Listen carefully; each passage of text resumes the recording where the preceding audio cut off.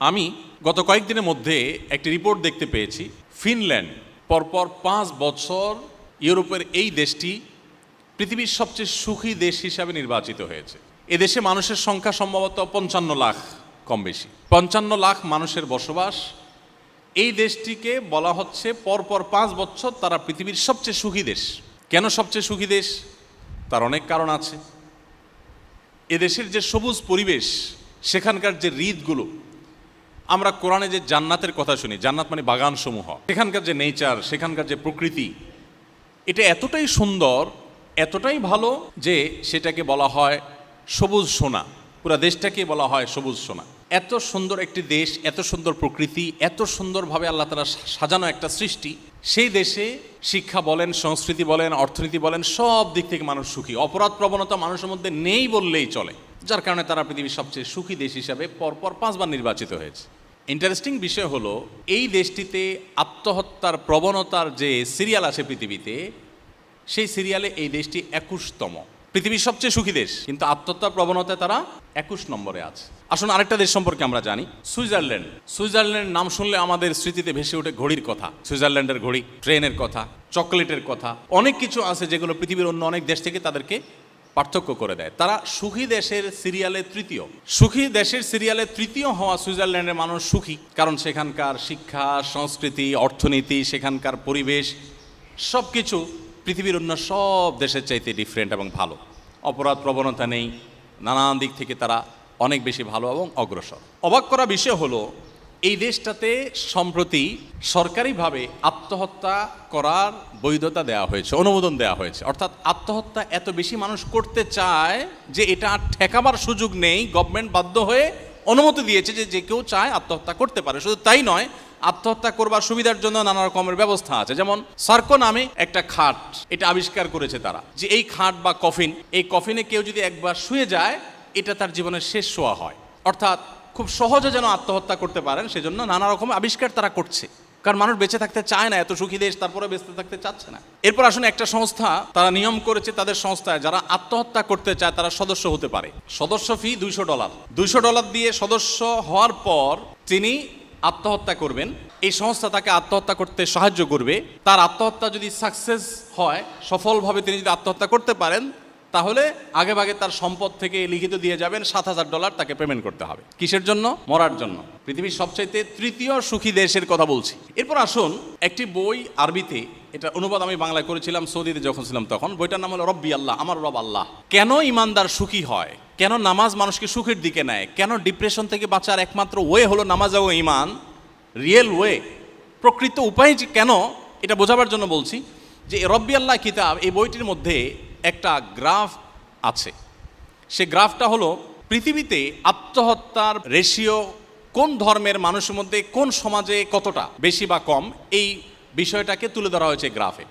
সে গ্রাফে উল্লেখ করা হয়েছে যে পৃথিবীতে সবচাইতে আত্মহত্যার প্রবণতা সবচেয়ে বেশি হলো ধর্মে অবিশ্বাসী নাস্তিকদের মধ্যে, সব দেশেই এটা। এবং এই জরিপটা যার তার জরিপ না, এটা বিশ্ব স্বাস্থ্য সংস্থার জরিপ, এবং 1 বছরের জরিপ না, ওখানে পরপর কয়েক বছরের জরিপ তুলে ধরা হয়েছে, যে পরপর অনেক বছর ধরে একই রেশিও দেখা যাচ্ছে। সবচেয়ে বেশি আত্মহত্যার প্রবণতা হলো নাস্তিকদের মধ্যে। এরপর মজার বিষয় হলো, সবচেয়ে কম আত্মহত্যার প্রবণতা হলো মুসলমানদের মধ্যে। পৃথিবীতে কয়েক বছরের জরিপ তুলে ধরা হয়েছে, পৃথিবীতে সবচেয়ে কম আত্মহত্যা হয় মুসলমানদের মধ্যে। এখন প্রশ্ন ওঠে যে পার্থক্যের জায়গাটা কোথায় আসলে। পাশাপাশি আরেকটা তথ্য দিয়ে রাখি, আমার পৃথিবীতে যে সমস্ত দেশে যাওয়ার সুযোগ হয়েছে, এর মধ্যে জাপান সম্পর্কে আপনারা জানেন, জাপানে আমার যাওয়ার সুযোগ হয়েছে, কোরিয়াতে আমার যাওয়ার সুযোগ হয়েছে। আপনারা জানেন যে জাপানিজরা সবচেয়ে ভদ্র, জেন্টেল পৃথিবীর।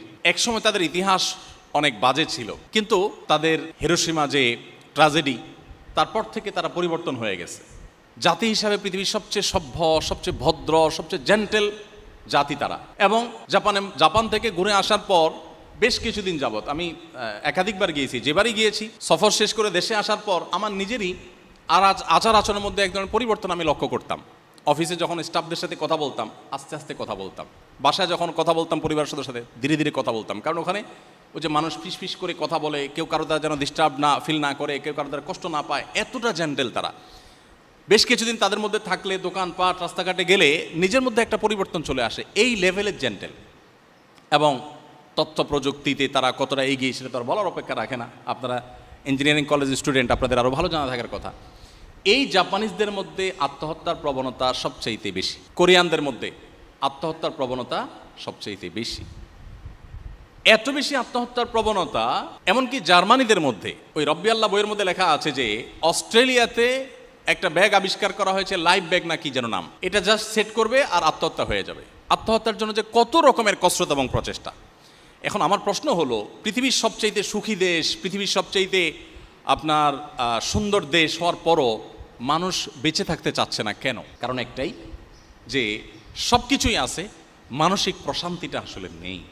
ডিপ্রেশন এখন ঘরে ঘরে, ডিপ্রেশন এখন জনে জনে, এখন প্রতিটা মানুষ কম বেশি ডিপ্রেসড। নবী করিম সাল্লাল্লাহু আলাইহি সাল্লাম বলেছেন, লাইসাল গিনা বিকাসরাতিল আরদ। পৃথিবী তথ্য প্রযুক্তির উন্নতির চরম শিখরে পৌঁছে যেতে পারে, নানা রকমের আবিষ্কার দিয়ে পৃথিবীর মানুষের জীবনযাত্রাকে পানির চাইতে সহজ করে ফেলা হতে পারে, বাট এর কোনোটি মানুষকে সুখী করবে না, এর কোনোটি মানুষকে মানসিক প্রশান্তি এনে দিবে না। ওয়ালাকিন্নাল গিনা গিনান নাফস। নবী করিম সাল্লাল্লাহু আলাইহি সাল্লাম বলেছেন, এই সচ্ছলতা, এই উন্নয়ন, এটা আসলে প্রকৃত সচ্ছলতা নয়। আসল এবং প্রকৃত সচ্ছলতা হলো মানুষের মানসিক প্রশান্তি। একজন মানুষ তার তেমন কিছু নেই কিন্তু তিনি মানসিকভাবে খুবই সুখী, এ লোকটা সত্যিকারের সুখী। আরেকজনের সবই আছে বাট মানসিকভাবে তিনি সুখী নন, এ লোকটা প্রকৃত অর্থে সুখী নন। আমাদের দেশের কথা যদি আমরা বলি, আমি কিছুদিন আগে বগুড়া গিয়েছি, একজন ডক্টর চিকিৎসক তিনি আমাকে এসে বললেন যে ভাই, আমাদের এই বগুড়াতে গেল কয়েক বছরে আত্মহত্যার প্রবণতা খুব ভয়ঙ্করভাবে বেড়ে চলেছে এবং রেশিওটা এতটাই বৃদ্ধি পেয়েছে যে এটা রীতিমতো ভাববার মতো। এই বিষয়ে আপনি কিছু বলেন। আপনারা অনেকেই জানেন যে করোনাকালীন সময়ে শুধুমাত্র বিশ্ববিদ্যালয়ের শিক্ষার্থীদের মধ্যে যেই পরিমাণ আত্মহত্যার ঘটনা দেখা গেছে এক বছরে, সেটা এর আগে 10 বছরেও দেখা যায়নি। এবং দিন যত যাচ্ছে আমাদের মধ্যে এই প্রবণতা বাড়ছে। কেন বাড়ছে? দিন থেকে, ইসলাম থেকে আমরা দূরে সরছি। যতটা দূরে সরবো তত বেশি আমাদের অশান্তি আমাদেরকে ঘিরে ধরবে। ডিপ্রেশন এখন ঘরে ঘরে, ডিপ্রেশন এখন জনে জনে, এখন প্রতিটা মানুষ কম বেশি ডিপ্রেসড। আমরা যদি আমাদের শৈশবে ফিরে চলে যাই, আমরা দেখব আমাদের বাপ চাচারা, আমাদের আশপাশের মানুষগুলো এত ভালো ছিলেন না, এত সুখে ছিলেন না। আমরা আমাদের দেশের বাস্তবতা যদি চলে যাই, 2 দশক 3 দশক আগে আমাদের দেশে এত কলেজ ইউনিভার্সিটি ছিল না, এত আপনার রাস্তাঘাটের এত উন্নয়ন ছিল না, আমাদের দেশে অনেক কিছুই ছিল না, কিন্তু মানুষগুলো তুলনামূলকভাবে এখন থেকে অনেক বেশি হ্যাপি ছিলেন, সুখী ছিলেন। আত্মহত্যা এটা কালে ভদ্রে হতো, এখন যেরকম দেখা যাচ্ছে সকাল বিকাল এরকম হতো না। এর অন্যতম কারণ হলো তাদের ভিতরে ইসলামের চর্চা কিছুটা হলেও ছিল, যেটা এখন একেবারে নাই। সম্মানিত উপস্থিতি, নামাজ সম্পর্কে আমি বলছিলাম, প্রিয় নবী সাল্লাল্লাহু আলাইহি সাল্লাম বলতেন, আরেহনা বিহা ইয়া বেলাল। বেলাল রাদিয়াল্লাহু তাআলা আনহু ছিলেন আমাদের প্রিয় নবীর মুয়াজ্জিন। তাকে বলতেন, বেলাল তুমি আজান দিয়ে মানুষদেরকে ডাকো, একত্র করো, আমাকে একটু প্রশান্ত করো, আমি একটু নামাজ পড়ে প্রশান্তি পেতে চাই। আমরা তো ভালো খাবার খেয়ে, ভালো জায়গায় ঘুরে ট্রাভেল করে প্রশান্তি পেতে চাই, সেগুলোতে প্রশান্তি সন্দেহাতীতভাবে আছে, কিন্তু একজন ইমানদার নামাজের ভিতরে যে প্রশান্তিটা পাবেন এটা আর কোথাও পাবেন না। কিন্তু এই জিনিসটাকে ফিল করার সুযোগ আমাদের জীবনে হয়নি। এজন্য আমি অনুরোধ করতে চাই, খুজুর সাথে আপনি নিয়মিত 5 ওয়াক্ত নামাজ খুব ধীরে সুস্থে সুন্দর করে মনোযোগের সাথে পড়ার চেষ্টা করুন। আমি আল্লাহর নামে শপথ করে, আল্লাহর উপরে আস্থা রেখে বলতে পারি, আপনার জীবনটা বদলে যাবে ইনশাআল্লাহ। আপনার জীবনটা উপভোগ করতে পারবেন আপনি। আপনার জীবনে যে স্বাদ আর তৃপ্তি আপনি অনুভব করবেন, এটা আপনি অন্য কোথাও পাবেন না। এই জন্য ভাইরা আমার, 5 ওয়াক্ত নামাজ আপনারা আপনাদের কর্মজীবনে থাকেন কিংবা শিক্ষা জীবনে যেখানে থাকেন না কেন, জীবনে কখনো এটা কম্প্রোমাইজ করবেন না, নামাজের ক্ষেত্রে কোনো ছাড় দিবেন না।